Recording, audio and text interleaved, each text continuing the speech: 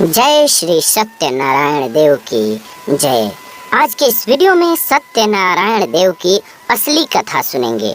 आप सभी ने YouTube पर कथाएं तो सुनी हैं और भी लोगों की, लेकिन होता क्या है कि नेट की दुनिया में इतना मिस इन्फॉर्मेशन और कहां से इन्फॉर्मेशन लेकर के लोग डाल देते हैं, जो कि झूठी कथाएं भी, अलग कथा भी रोचक करने के लिए डाल देते हैं लोग। लेकिन कथा के साथ छेड़छाड़ नहीं करना चाहिए। आज हम आपको सत्यनारायण देव की जो सही कथा है वो सुनाएंगे। साथ ही साथ इस कथा को क्यों सुनना चाहिए, इस कथा को सुनने से जीवन के जो भी बाधाएं हैं, परेशानियां हैं, दूर होती हैं। हमारे शास्त्रों में बताया गया है कि सत्यनारायण देव की कथा सुनना और इनको याद करना बहुत ही पावन होता है। मनुष्यों के जो जीवन में परेशानियां होती हैं, कठिनाइयां होती हैं, चाहे वो लक्ष्मी जी से संबंधित दिक्कत हो, पैसे रुपए की दिक्कत हो, संबंधों की दिक्कत हो, पुत्र पौत्र की प्राप्ति में दिक्कत आ रही है, या फिर गृह कलेश से परेशान हैं, या फिर शत्रु की बाधा परेशान करती है, इन सभी समस्याओं से मुक्ति देने के लिए ही कलयुग में भगवान ने इस कथा के बारे में बताया। तो ये कथा बहुत ही पावन है। चलिए पावन कथा को प्यार से सुनते हैं। एक बार प्रेम से बोलिए हमारे साथ, सत्यनारायण देव की जय। जय श्री सत्यनारायण देव। कथा श्रवण करने से पहले, स्टार्ट करने से पहले श्री सत्यनारायण देव को मन से याद कीजिए, कमेंट में लिख दीजिए जय श्री सत्यनारायण देव। भक्तों, आप सभी देख रहे हैं हिंदू देवी देवताओं का चैनल जीवन जीने की कला स्पिरिचुअल। चलिए कथा प्रारंभ करते हैं। एक समय प्राणियों के हित चाहने वाले समस्त मुनियों ने परम रमणीक नैमिषारण्य क्षेत्र में मन को प्रसन्न करने वाली सभा की। उसी समय अति तेजस्वी व्यास जी के शिष्य सूत जी शिष्य गणों के साथ हरि नाम स्मरण करते हुए वहां पर आए। समस्त शास्त्रों को जानने वाले श्री सूत जी को आते देख महातेजस्वी शौनकादि मुनिगण खड़े हो गए। सब धर्मों को जानने वालों में श्रेष्ठ सूत जी तथा परम वैष्णव शौनकादि ऋषि परस्पर शीघ्रता से पृथ्वी पर दंडवत नमस्कार करके शौनकादि मुनियों के दिए आसन पर संपूर्ण शिष्यों सहित अति बुद्धिमान सूत जी बैठ गए। बैठे हुए सूत जी से शौनकादि मुनियों ने नमस्कार करके हाथ जोड़ करके कहा, हे महर्षि, हे सर्वज्ञ सूत जी, इस कली काल में मनुष्यों को हरि भक्ति किस उपाय से मिलेगी? हे भगवान, वो बात कहिए, क्योंकि कली काल में यानी कि कलयुग में सभी प्राणी पाप करने में तत्पर और वेद विहीन हो जाएंगे। आज आप देखते भी होंगे बहुत सारे लोगों को वेदों का ज्ञान नहीं है, बोलते रहते हैं बहुत सी बातें, लेकिन वेदों का ज्ञान नहीं है।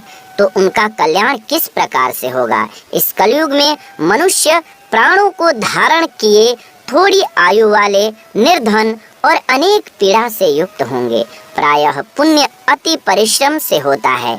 इससे कलयुग में कोई मनुष्य पुण्य न करेगा और पुण्य के नष्ट होने से सब पापों में प्रवृत्त हो जाएंगे। तब तुक्ष ज्ञान वाले मनुष्य अपने सब वंश सहित नष्ट हो जाएंगे। हे सूत जी, किस तरह से अल्प परिश्रम से थोड़े धन और कुछ ही समय में पुण्य प्राप्त हो, ऐसा कोई उपाय हम लोगों से वर्णन कीजिए, बताइए, जिसके उपदेश से मनुष्य पूर्ण पाप करता है वह उसका भागी होता है। पुण्य का उपदेश करने वाला, दयावान, कपट रहित, निष्पाप और निर्विरोधी, यह 4 तरह के मनुष्य नारायण के समान हैं। संसार में ज्ञानी होकर जो दूसरों को ज्ञान नहीं देता, उस पर ज्ञान रूपी परमेश्वर प्रसन्न नहीं होते हैं। जो पुरुष रत्न रूपी ज्ञान से दूसरों को संतोष देते हैं, उन्हें मनुष्य रूप धारण किए नारायण ही जानिए। हे महामते, ऐसा कौन व्रत है जिसके करने से मनोवांछित फल प्राप्त होता है? वो हम सभी लोगों को सुनने की इच्छा है। हे मुनिश्रेष्ठ, आप वेद वेदांग के ज्ञाता हैं। आप जैसा दूसरा कोई वक्ता नहीं दिखता, क्योंकि श्री वेद व्यास जी के आप शिष्य हैं। सूत जी बोले, हे मुनिश्रेष्ठ, तुम धन्य हो, तुम ही वैष्णवों में अग्रण्य हो। कारण कि सब प्राणियों का तुम सदैव हित चाहते हो। हे शौनक सुनो, मैं आपसे उस उत्तम व्रत को कहूँगा जिस व्रत को नारद जी ने लक्ष्मीपति भगवान से पूछा था और जिस प्रकार से भगवान ने नारद जी से कहा। हे ऋषिगण, उसे सावधान होकर के सुनिए। चलिए सुनते हैं कथा को। एक समय नारद जी समस्त प्राणियों के हित की इच्छा से अनेक लोकों में घूमते हुए मृत्यु लोक में आए। यहाँ उन्होंने देखा कि सब प्राणी अनेक पीड़ाओं से युक्त और अनेक योनियों में उत्पन्न होकर के पाप कर्म से दुख पा रहे हैं। ये देख करके विचार किया कि इन लोगों का दुख किस प्रकार से दूर हो। ऐसा मन में विचार करके विष्णु लोक में चले गए नारद जी। वहाँ जिनके शुक्ल वर्ण 4 भुजाएं हैं, जिन्होंने शंख चक्र को धारण किया है और वनमाला से सुशोभित हैं, देवेश नारायण है वो, उनको देख करके स्तुति करने लगे। नारद जी बोले कि हे महाराज, आप वचन और मन से न कहने न धारण के योग्य अनंत शक्ति युक्त और निर्गुणात्मक हैं। हे महाराज, आप सब प्राणियों के उत्पन्न करता और भक्तों के दुख नाशक हैं। ये स्तुति सुन करके विष्णु भगवान बोले, हे नारद, तुम किस काम से आए हो? तुम्हारे मन में क्या है? हमसे जो पूछोगे वो हम कहेंगे। नारद जी बोले, हे नाथ, मृत्यु लोक के सब प्राणी अनेक योनियों में उत्पन्न होकर निज पाप कर्म से क्लेशित हो रहे हैं। हे महाराज, जिस छोटे उपाय से उनका क्लेश दूर हो वो उपाय मैं सुनना चाहता हूँ। भगवान बोले, समस्त जनों पर कृपा कर तुमने बहुत अच्छा प्रश्न पूछा है, जिसके करने से मनुष्य मोह से छूट जाए। मैं ऐसा उपाय कहता हूँ, सुनो। हे नारद, जो व्रत तीनों लोकों में अति दुर्लभ है वह आज आपके कहने से मैं बताने जा रहा हूँ। वो सत्यनारायण का व्रत है, जिसको विधि पूर्वक करने से इस लोक में सुख और परलोक में मोक्ष मिलता है। ये सुन करके नारद जी बोले, इस व्रत का क्या फल है और पहले किसने किया था? किस समय ये व्रत करना चाहिए? आप विस्तार पूर्वक कहिए। भगवान ने कहा कि इसके करने से दुख, शोक इत्यादि का नाश होता है, धन धान्य की वृद्धि और संतति की प्राप्ति तथा सर्वत्र विजय की प्राप्ति होती है। इस व्रत में मनुष्य भक्ति श्रद्धा युक्त किसी भी दिन संध्या काल में सत्यनारायण की पूजा करें और भाई बंधु तथा ब्राह्मणों के साथ धर्म युक्त 1.25 सेर उत्तम नैवेद्य भोग लगाएं। केले का फल, घी, दूध और गेहूं का चूर्ण लावें। गेहूं का चूर्ण न हो तो चावल का चूर्ण, खांड अथवा गुड़ मिला लें। 1.25 पाव या फिर 1.25 सेर के हिसाब से मिला करके भक्ति से सत्यनारायण को नैवेद्य लगाएं। बांधवों के साथ कथा सुन करके ब्राह्मणों को दक्षिणा दें। श्री सत्यनारायण के प्रसाद को अपने भाई बंधुओं के साथ खाकर रात्रि में नृत्य गीत इत्यादि करें। उसके बाद सब श्रोतागण सत्यनारायण का स्मरण करते हुए अपने अपने घर जाएं। इस प्रकार से व्रत करने से मनोवांछित फल मिलता है। विशेष करके इस कली काल में पृथ्वी पर इससे बढ़ करके दूसरा कोई उपाय नहीं है। हे नारद, जिन्होंने इस व्रत को पहले किया वो कथा सुनो। काशीपुरी में निर्धन शतानंद नामक एक ब्राह्मण क्षुधा पिपासा से दुखित नित्य पृथ्वी पर भिक्षा मांगने के लिए घूमता था। यानी कि जिसका घर नहीं चल पा रहा था, जिसको खाना तक नहीं मिलता था, ऐसे ब्राह्मण थे वो। ब्राह्मण प्रेमी भगवान नारायण ने दुखित ब्राह्मण को देख करके बूढ़े ब्राह्मण का रूप धारण कर अति आदर से पूछा, हे विप्र, किस कारण से पृथ्वी पर आप नित्य घूमा करते हैं? ये हमारी सुनने की इच्छा है। यदि आपकी इच्छा हो तो कहिए। ब्राह्मण बोले, मैं अत्यंत दरिद्र हूँ, भिक्षा के लिए पृथ्वी पर भ्रमण करता हूँ। यदि आप कुछ जानते हो तो कृपा करके पूर्ण रूप से कहिए। वृद्ध ब्राह्मण बोले, हे द्विज श्रेष्ठ, मनोरथ को सिद्ध करने वाला उत्तमोत्तम श्री सत्यनारायण का व्रत करो, जिसके करने से मनुष्य सब दुखों से छूट जाते हैं। वृद्ध ब्राह्मण रूपी श्री सत्यनारायण देव ने व्रत का विधान ब्राह्मण को बताकर अंतर ध्यान हो गए।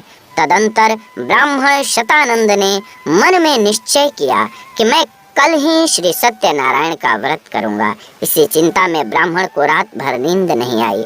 सुबह उठ करके उसने ये निश्चय किया कि मैं सत्यनारायण का व्रत अवश्य करूंगा। ये संकल्प करके भिक्षा मांगने को वो चल गया। उस दिन उसको सब दिनों से अधिक द्रव्य मिला। द्रव्य से उसने अपने भाइयों के साथ श्री सत्यनारायण का व्रत किया। उसके प्रभाव से दुखों से छूट करके सर्व संपत्ति से युक्त हो गया। व्रत के प्रभाव से शतानंद नगर भर में श्रेष्ठ माना जाने लगा और तभी से वह ब्राह्मण हर महीने व्रत करने लगा। भगवान ने कहा, शतानंद द्वारा किया हुआ श्री सत्यनारायण का यह पूजन है। इसको जान करके जो मनुष्य व्रत करता है वह सब पापों से छूट करके मोक्ष को पा जाता है। जिस प्रकार पृथ्वी में इस व्रत को मनुष्य करेंगे उनका दुख अवश्य नष्ट हो जाएगा, इसी प्रकार से इस व्रत को करना चाहिए। सूत जी बोले, हे शौनक, विष्णु भगवान ने जिस तरह से कथा कहा वह तुमसे मैंने कहा, और दूसरी बात जो हो वह पूछ लो। शौनक जी बोले, हे सूत जी, उस ब्राह्मण के बाद इस व्रत को किसने किया, वह सुनने की इच्छा है। सूत जी बोले, हे मुनियों, जिसने इस व्रत को किया वो सुनिए। एक समय निज धर्मानुसार जिन बांधवों के साथ व्रत को करने को उद्यत हुआ, उसी समय एक लकड़हारा वहां आया। भूख प्यास से पीड़ित काष्ठ के भार को बाहर रख करके ब्राह्मण के घर में जाकर उसने व्रत करते हुए ब्राह्मण को देखा। नम्रता से हाथ जोड़कर प्रणाम करके बोला, आप क्या कर रहे हैं, इसके करने से क्या फल होता है, वो विस्तार पूर्वक कहिए। ब्राह्मण बोले, मनोरथों का देने वाला, दुख और शोक का नाश करने वाला तथा सिद्धि को देने वाला ये श्री सत्यनारायण का व्रत है, जिसके प्रसाद से ये धन धान्य इत्यादि प्राप्त हुआ है। ये सुनकर के लकड़हारा प्रसन्न हो गया। प्रसाद को खाकर और जल पी करके वो भगवान श्री सत्यनारायण का ध्यान करता हुआ अपने नगर को चला गया। आज लकड़ी बेचने से जो द्रव्य प्राप्त होगा उसी से मैं सत्यनारायण के उत्तम व्रत को अवश्य करूंगा, ऐसा मन में विचार करके उसने लकड़ी को सिर पर रख करके जहां धनी लोग रहते थे उस नगर में गया। उस दिन लकड़हारे को दुगना द्रव्य प्राप्त हुआ, यानी पैसा प्राप्त हुआ। वह अत्यंत प्रसन्न होकर के सुंदर केले के फल, शक्कर, दूध, घी, गेहूं का चूर्ण सबको सवाई लेकर घर में आकर अपने भाई बंधुओं को बुलाकर विधि से सत्यनारायण का व्रत किया। उस व्रत के प्रभाव से लकड़हारा धन पुत्र से युक्त हो गया। इस लोक में सुख पाकर अंत में सत्य लोक को चला गया। हे मुनिगण, मैं और कथा कहता हूँ, उसको सुनिए। सूत जी ने कहा, राजाओं में श्रेष्ठ उल्कामुख नामक एक जितेंद्रिय राजा था। वह सदैव देव मंदिर जाया करता था। वह ब्राह्मणों को नित्य धन देकर संतुष्ट किया करता था। उसकी कमल के सदृश मुख वाली प्रमुग्धा पत्नी थी। वह अपनी स्त्री के साथ भद्रशिला नदी के तट पर सत्यदेव का व्रत करता था। उसी समय वहां एक बनिया आया। वाणिज्य के लिए बहुत धन से परिपूर्ण नाव को नदी के तीर पर लगाकर तट पर वो उतर गया। वह राजा को व्रत करता हुआ देख नम्रता से पूछने लगा। साधु बोला, हे राजन, आप ये क्या करते हैं, वो हमसे भक्ति पूर्वक कहिए, सुनने की इच्छा है। राजा बोला, हे साधु, ये अति तेजस्वी विष्णु भगवान का पूजन है, जो अपने बांधवों के साथ पुत्र इत्यादि प्राप्ति की इच्छा से किया जाता है। तब बनिया नमस्कार करके बोला, हे राजन, इस व्रत को मुझसे कहिए, ये मैं भी करूँगा। दोस्तों, अगर वीडियो पसंद आए तो हमारे चैनल को अवश्य सब्सक्राइब करें और कमेंट में हर हर महादेव अवश्य लिखें।